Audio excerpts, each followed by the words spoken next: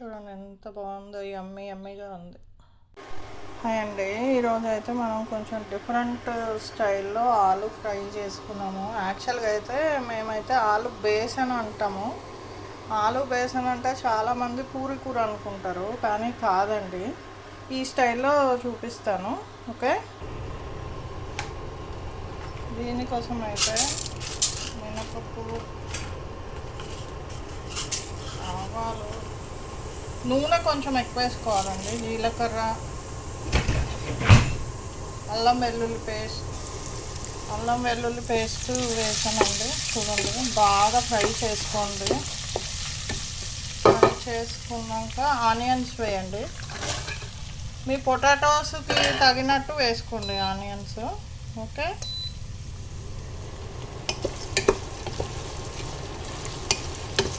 Onions కూడా బాగా fry అయిన తర్వాత అప్పుడు పొటాటో వేద్దాం.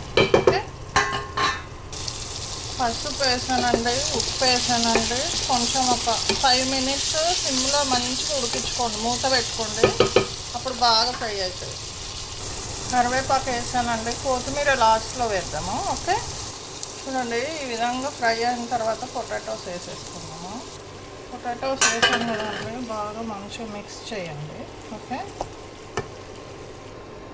ఇప్పుడు దీంట్లో ఒక 2 స్పూన్ల బేసన్ వేయండి, శనగపిండి అంటారు కదా, బేసన్ వేయండి 2 స్పూన్లు. బేసన్ వేసేసాం కదా, ఇప్పుడు 1 స్పూను రైస్ ఫ్లోర్ వేయండి.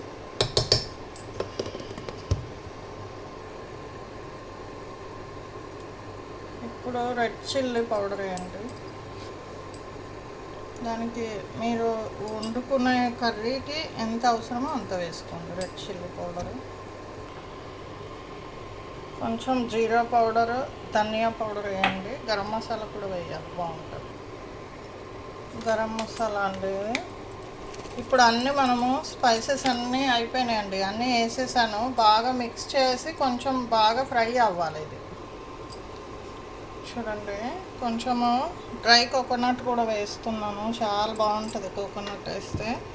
మీరు కోకోనట్ ఇష్టం లేని వాళ్ళు మీ ఇష్టం, మీరు ఇంకేమన్నా పౌడర్స్ వేసుకుంటా అంటే కూడా వేసుకోవచ్చు.